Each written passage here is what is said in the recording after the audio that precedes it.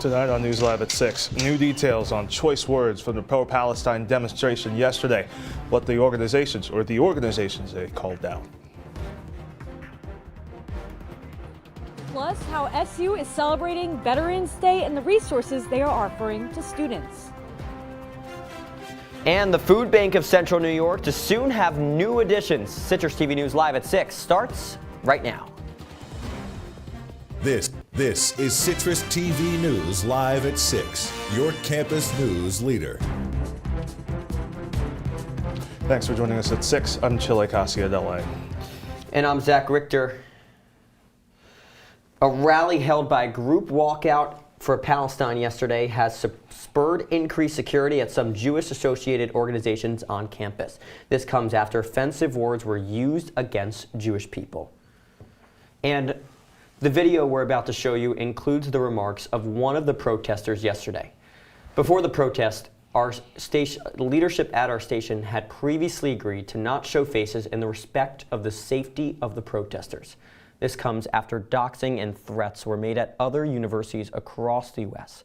The video freezes at the moment it would zoom out to show the speaker. We want to warn you, some of the content in this video is disturbing. Syracuse University is complicit in the genocide of Palestinians! Shame!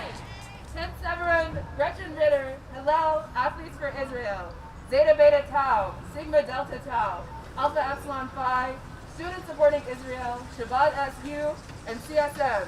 You have not only been complicit, but through your actions have directly promoted the ethnic cleansing of Gaza. In an email to students last night, Provost Gretchen Ritter and Senior Vice President Alan Groves condemned these reckless and incendiary comments by the rally speaker. Quote, they say this reprehensible behavior put a group of our students based on their identity at risk of harassment, retaliation, or potential violence. Although we are not aware of any current threats, we are investigating the statements and working to identify the speaker, end quote. They say the university is also in contact with law enforcement, including the FBI, to monitor any specific threats. Chile. Tonight on the Quad until 6:30 is an empty Shabbat table meant to symbolize hope for hostages trapped in Gaza. The table joins similar displays across the world, all wishing the hostages return home safely and can sit at their Shabbat tables once again. The display is sponsored by the Chabad House Jewish Student Center. Tomorrow is Veterans Day. SU honors military veterans of the U.S. Armed Forces each year in their day-long celebration. Citrus TV's Cora Costa joins us now live outside the National Veterans Resource Center where it was held. Cora, good evening.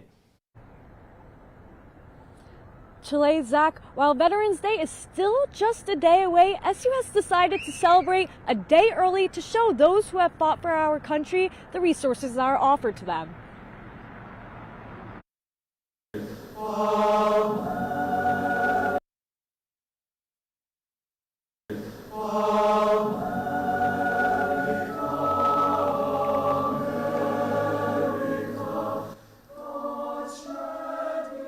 The American flag isn't the only connection between attendees of this year's Veterans Day ceremony. Syracuse University's position of educating leaders is a conduit to a better future, to the attainment of goals that those you mentor and lead cannot even yet imagine for themselves. SU veteran students, faculty, and staff say they attend because of the university's commitment to support their veterans. What the building and the programs, the institute, really represents is a commitment by this university to serve those who have served. We live in a country where military service is entirely dependent on volunteerism. Student veterans are given career, financial, and leisure support. But Carrie McKinkle says that these spaces help veterans more than we can see. The importance of having that space is it just gives the veterans a chance to build community on campus, because a lot of times when you're coming directly out of the military, you kind of lose your identity a little bit. So it gives them the space to reconnect with people that have gone through some of the same things that they have. McKinkle, being a veteran herself, has helped to expand the program into what it is today. Reporting live from the National Veterans Resource Center, I'm Cora Costa. Guys. Cora, thank you. Now, today is the last day for faculty and staff to elect or change coverage for various benefits on MySlice. This is to ensure that their choices are in place by January 1st, the beginning of next year. These benefits include health plans, dental and vision plans, caregiving resources, and more. More info is available on the open enrollment website. SU's Women in Leadership Initiative will host a lunch with Barnard College President Laura Rosenberry. The event will highlight women leadership with a presentation by Rosenberry herself. The lunch is open to all university faculty and staff and will be held on November 30th at the Sheridan, starting at 11:30 a.m. Taking a look at our first check of the weather now. A little bit of a cool wind out there today. Definitely, and a little bit chillier today. Highs were only like in the 50s, I think. Well, our Citrus TV weather anchor Brandon Myers is in for Lily, and he has more. Glad to be here, Zach. Now, you're certainly right. It is definitely feeling a little bit chilly. Right now, it's 47 degrees out. It's mostly cloudy with 6-mile-per-hour winds. The sun just keeps on setting earlier and earlier, so we're definitely feeling a lot of these cool nighttime temperatures, even what it would seem to be the day. Taking a look now at around the region, seems to be 40s. Seems to be a common theme, rather. 46 in Fulton, 45 in Rome, 40 and Penn Yan, rather. 40, even going down to 43 in Colon, but certain places do seem a lot higher, even going up to 49 in Elmira. Looking now later tonight, it's going to be going down to 43 degrees. Those clouds are going to be sticking around, as well as 6-mile-per-hour winds, so definitely bring out your hat and gloves, because it certainly is that time of the year. Guys? Okay, Brandon, thank you. Planning to take a nighttime drive on I-81 next week? You might want to rethink that. The northbound lanes between exit 16A and 17 will be closed for construction from 7:30 p.m. to 6 a.m. next Monday through Thursday. The closures do not stop there, however. The southbound lanes will be closed at the same times on Thursday and Friday. The work will make way for the removal of the steel bridge beams to eventually demolish the I-481 southbound ramp bridge. It may be hard to believe, but holiday season is just around the corner, and Destiny USA expanding its hours for all visitors looking to get that shopping done. Starting on December 11th, Destiny will be open from 10 to 9 on weekdays and 9 to 9 on weekends. The mall will be closed on Thanksgiving, but will reopen on Black Friday from 7 to 9. The mall will also be open on Christmas Eve from 8 to 5, and of course, Santa Claus will be visiting. Chile, I'm also excited for Santa. The 15-ward neighborhood transformation plan has received $750,000 from County Executive Ryan McMahon and the Onondaga Housing Initiative Fund. The plan is part of an initiative to change the McKinney Manor Pioneer homes and the Central Village neighborhoods into mixing income housing, with the goal of creating a more connected neighborhood. Phase 1 of the construction is set to begin in late 2024. Hey, how about this? The Food Bank of Central New York is adding on warehouse and office space expansions at its current food distribution center. Citrus TV's Maria Ashkar has more details on the need for these additions and when the project is expected to be completed.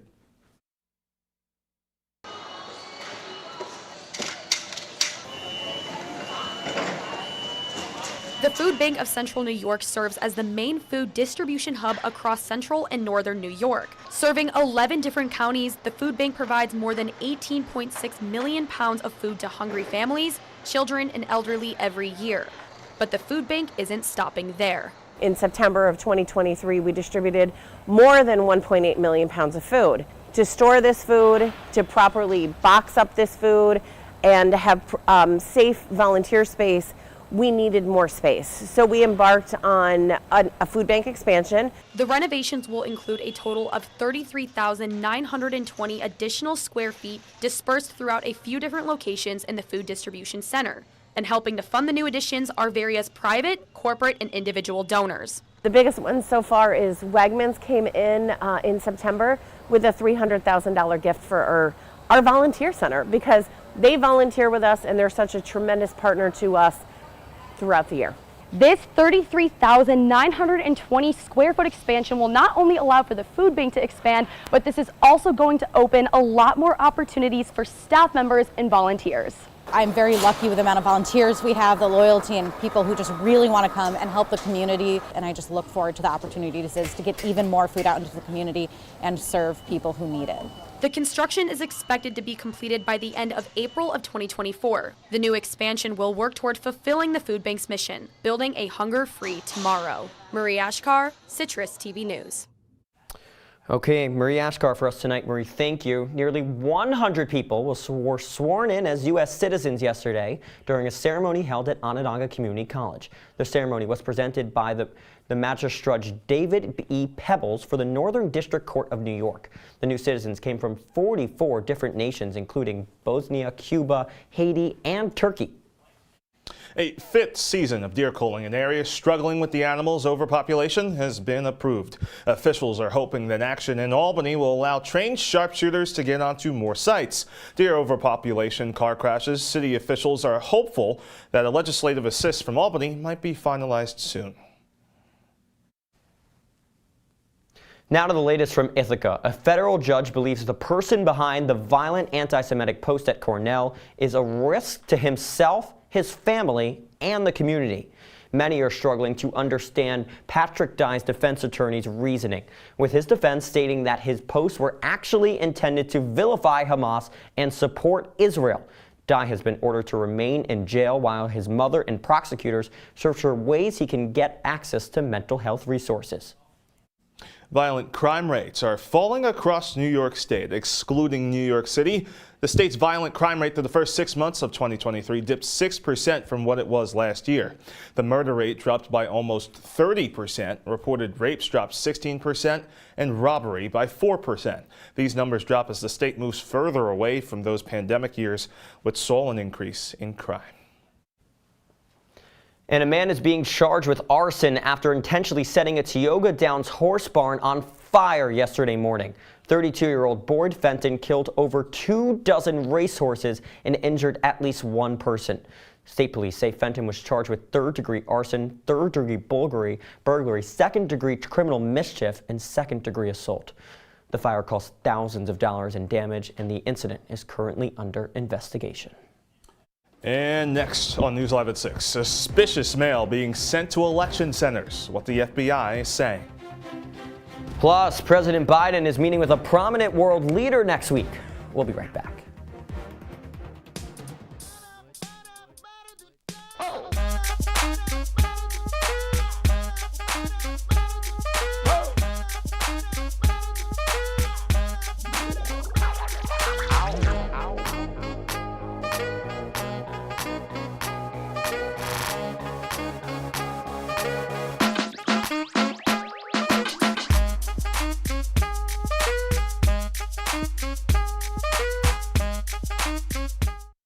When I was in foster care, I never knew when I would have to move, so I always had my suitcase ready to go.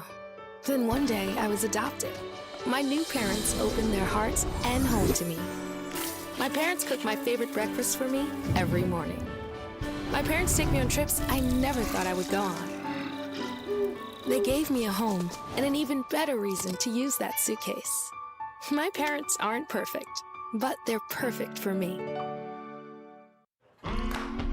Here's to the straggly ones, the lopsided ones, the first ones, the I miss my beard ones. But hey, I look good with this ones. But no way he's grown that in a week ones. The black, brown, red, and gray ones. That one. The itchy ones. The never forgotten ones. The ones grown by Dad. The ones grown for Dad. The started late ones. The absolutely filthy ones. The drawn on ones. The finger ones. The pin ones. The I nearly didn't do it this year ones. And the yeah, why not ones. They all raise awareness, raise funds, start conversations, and save lives. Because whatever you grow will save a bro. Learn more at Movember.com. You're watching Citrus TV News live at 6 with Zach Richter, Chilekasi Adele, and Lily Evans. Now, your campus news leader continues. We are back on News Live at 6 with the latest in the Israel-Hamas war. thousands of Palestinians sheltering at Gaza's main hospital are fleeing south after airstrikes that happened overnight. They joined over 100,000 people escaping intense urban fighting in the north. The Israeli army believes Hamas's military infrastructure is based in Gaza City's hospitals and neighborhoods. Hamas has denied this claim. The death toll in the Gaza Strip has surpassed 11,000 now. More than a dozen public officials across the country have reported receiving suspicious mail. Most of these letters are targeting election offices. The FBI and the USPS are investigating the incidents under the assumption that they're connected. Fulton County in Georgia, which includes parts of Atlanta, was one of the areas targeted. Officials say their letter is expected to contain fentanyl. Other election officers in Washington state reported receiving envelopes with powdery substances. And staying in politics, we are learning that FBI agents seized phones and an iPad from New York City Mayor Eric Adams last Monday. This is the latest in an investigation into his campaign fundraising. His attorney says that Adams complied with the request from the FBI to hand over his devices and that he is not being accused of any wrongdoing. Now, the seizure of his devices came just days after federal agents searched the home of Adams' top campaign fundraiser, Breonna Suggs. Adams told reporters earlier this week that he wasn't aware of any wrongdoings by members of his campaign team. So the latest now, President Biden and Chinese President Xi Jinping are set to meet next Wednesday at a summit of Pacific Rim nations in San Francisco. The leaders have not met in person in close to a year. Biden plans on discussing a bilateral relationship between the two countries and maintaining open lines of communication. The meeting will not be met without resistance, however, as thousands of protesters are expected during the summit. Energy regulators are warning Americans about an increased risk of failure in the power grid this winter. Strong storms and cold snaps may cause grid failures across the country. The manager of the reliability assessments is warning operators to do more to prepare. Winter Storm Elliott placed 60% of the U.S. under a winter storm advisory last year. About 18% of the entire country's electric generation failed during the storm. Brandon. Coming up after the break, your 5-day forecast. Stay with us.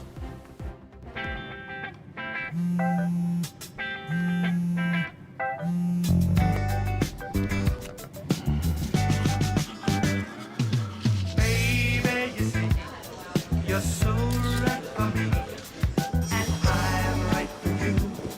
I love the things you do, like sweet tasting wine. Your lips are so divine. Your loving turns me on. My lonely days are gone. That's why I'm never gonna let you go. Never gonna let you go. Babe, I'm never gonna let you go. No, no, never gonna let you go. Baby, never gonna let you go. Never gonna let you go. Here you go. Thank you. Thank you. Never gonna let you go.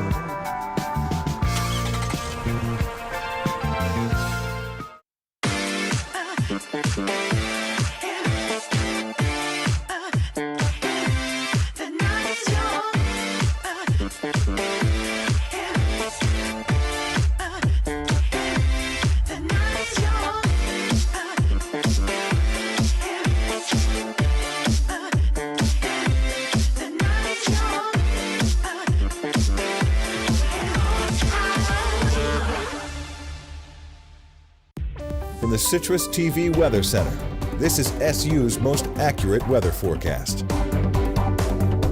Welcome back into CitrusTV News. Now let's take a look here at our 5-day forecast. Now I know this past week we really saw kind of alternating days between rain and clouds and sun, but you know, this week it seems to be looking a lot better. Saturday, it's going to be partly cloudy with a high of 42 and a low of 29.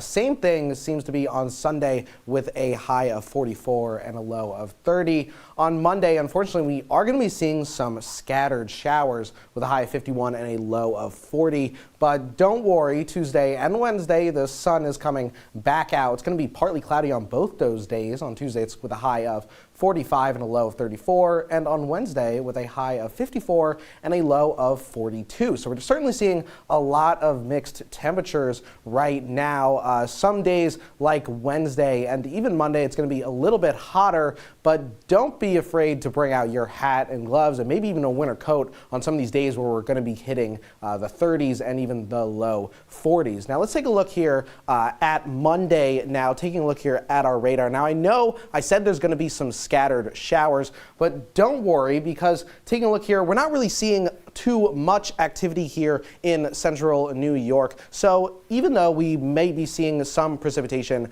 don't let that keep you inside. You may want to bring an umbrella, though, as you start to leave the house. Guys? Will do, thank you. The Federal Reserve Bank of New York reports that Americans owe over $1 trillion in credit card debt. Now, this is a 15% jump from just a year ago. The average American now holding about $6,000 to credit card companies, the highest in over a decade. These payments from these debts would take 17 years with minimum monthly payments. With inflation still high over the past several months, these payments would come with a hefty interest price of over roughly $9,000. Sam Corcoran, SU football in huge debt to Central New York. Can they get it done this weekend? Well, Chile, we're talking about economics, and Syracuse football stock is in free fall. But the Orange have a chance to get back in the green at a venue just north of Wall Street. I'll have more on that and other sports across the hill right after the break. Welcome to my house. Lately, not my happy place. Everybody's pretty tired of each other. The parents were not themselves. My little brothers were morphing into small creatures. The walls were closing in. Clearly, a case of too much family, too close, 24/7. And there's a lot of that going around right now. If this sounds like your house, try going someplace new. YourLifeYourVoice.org. You'll find lots of ideas to help you handle the family stresses of being confined to close quarters. YourLifeYourVoice.org. It might not get you out of the house, but it could help you find a little more breathing room.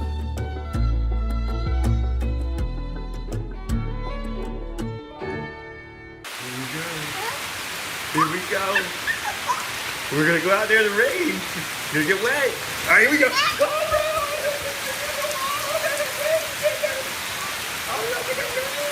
Okay, quick.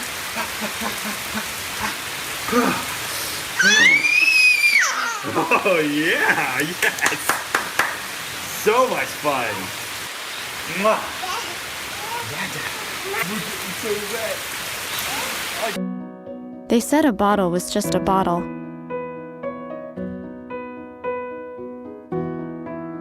That no one would ever notice me.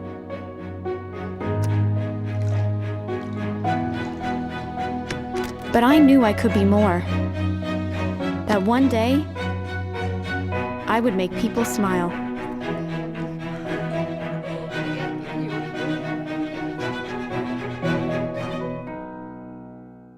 And now, your Citrus TV Sports Report.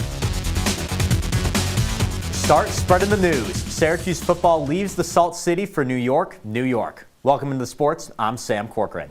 SU and Pitt square off tomorrow to celebrate the 100th anniversary of football being played at Yankee Stadium. It's the 11th time the Orange have played in the venue and third under head coach Dino Babers. Now the Cuse's head man has yet to win in the Bronx, but he says his squad has had this game circled for a while. And it's exciting for the guys that haven't been there. Now, I want to say this is our third trip since I've been there. And the whole walking around and knowing, Babe Ruth and all the people that have played in that stadium, it's kind of cool. Well, hopefully for the Orange, that excitement can translate to energy on the field. Syracuse enters tomorrow off 5 straight losses, all to ACC foes. In that stretch, the Orange haven't mustered over 14 points. And to make matters worse, tomorrow's health statuses of quarterbacks Garrett Schrader or Carlos Del Rio Wilson are unclear. SU's third string is Luke McPhail. The Panthers haven't had much success on offense lately either. Pitt ranks last in points and total yards in the ACC. Kickoff from the Big Apple is slated for 3:30 tomorrow. For more coverage, head to Citrus TV's YouTube to check out the latest episode of Q's Countdown. To the court, where Syracuse women's basketball can improve to 2-0 tonight. SU hosts Central Connecticut State, a squad that finished last in the NEC last season. As for the Orange, guard Deasia Fair led the way in Tuesday's win with 17 points and 11 rebounds. Guard Elena Rice and forward Alyssa Latham joined the double-double party in buckets and boards as well. Those three lead the Orange against the Blue Devils tonight at 7. The last time that SU lost to a non-Power 6 opponent came back in 2021 against Buffalo, when the Bulls were led by Fair and now SU head coach Felicia Leggett-Jack. Earlier today, 11th-ranked Syracuse field hockey began its national title push in Durham. The Cuse took on 7th-ranked Liberty in the opening round of the NCAA tournament. SU received an at-large bid to earn its 17th tourney appearance and 3rd straight. And guess what? That national title push continues after the Orange put out the Flames 2-1 in overtime. Charlotte DeVries came up clutch for SU with the winning goal in sudden death. SU battles Duke, number 3 Duke, this Sunday. And Benny Williams is back for SU. The Orange announced that the forward has, quote, returned to all activities with the Syracuse men's basketball program, end quote. Williams was suspended on November 1st for a violation of team rules and missed the Cuse's first 2 games. The junior's season debut is set for Tuesday against Colgate, Chile. So, Sam, how do we expect Benny to contribute to this team now that this suspension is over? Well, he started almost every game last year. It's going to be interesting to see what Coach Autry does with the starting lineup. Justin Taylor had a phenomenal 2 games with Benny Williams out. Does Benny Williams come in for him, or does he come in for Chris Bell? It's going to be very interesting to see on Tuesday. Mm-hmm. Indeed. Hey, when we come back, we all have one last check of your weather. Stay with us.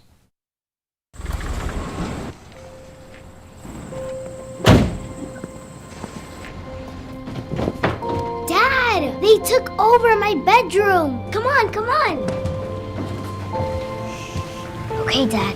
1, 2, 3.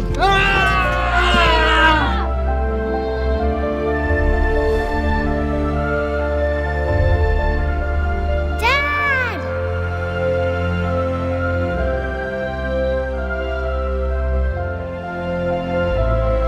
You saved me. Dad? Are you okay? I'm fine, dear.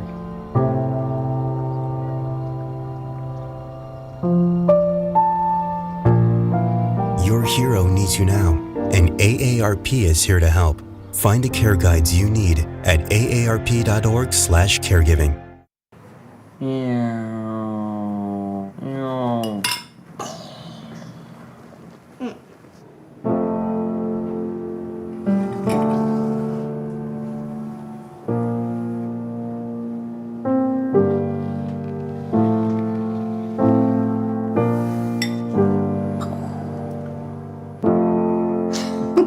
Visit aarp.org/caregiving for information on how to provide even better care for the person who wants to care of you. Welcome back into Citrus TV News. Let's take a look here at our wake-up forecast. Tomorrow, it's going to be 37 degrees out and cloudy with 4-mile-per-hour winds. Now, I'm typically not used to being here on Fridays, but I can certainly say that despite it being very cold out tomorrow morning, tomorrow's Saturday, so you don't really got any reason to wake up unless you got early morning duties. Personally, I got to wake up for Juice and Java tomorrow morning, which you should absolutely tune into. But you know, certainly it's gonna be a cold one. But you know, it's that time of the year again. When are temperatures gonna warm up? I wish I could tell you, Zach, but it just seems like it's just never ending here. Okay, Brandon, thank you. Grammy nominations are out, and women are dominating the biggest categories. Solo women account for 6 of the 8 nominations for both Record and Album of the Year. Well, the Recording Academy did not hit snooze on SZA, as she has the most nominations with 9. Taylor Swift achieved her wildest dreams in becoming the first songwriter in Grammy history to get 7 nods for Song of the Year. So I need to know, are any of you guys big Taylor Swift fans? No. I feel like you would be. Not really. I listened to Midnights, though, when it first came out, mainly because others were, and I was trying to fit in. Oh, okay. But, you know, I thought it was all right, but I understand the hype. Sam, I wouldn't call myself a Swiftie. I mean, there's some good songs here and there, in my opinion. My dad had listened to a lot of her new music, so there's something there. If I say anything negative about Taylor Swift, there will be an army People are coming for you. There will be an army of Swifties coming outside the station and walking while I walk home tonight. Absolutely. That is true. Oh, man. It's just, you know, in terms of like the award shows and the Grammys and stuff like that, I do wonder how many people, especially in our generation are still watching things like I that. think a lot of people do. I think You people think are so? interested to see what people think about these musicians. I mean, they might like them, but maybe others don't, or maybe some do that they don't like. Yeah. Are you guys going to watch the Grammys? Or Probably I actually not. will. What's it? I haven't watched it in Sunday. It'll probably be like Sunday Night Football on. So Yeah, Chile's busy Sunday, you know. I feel like there's much better things on than the Grammys. Yeah. Well, that is Citrus TV News Live at 6 for this Friday. Don't forget, you can follow us on X and Instagram at CitrusTV News. Now for the entire Citrus TV News team, I'm Zach Richter. And I'm Chilekasi, Adele. Please hug your friends and your loved ones tonight. Good night.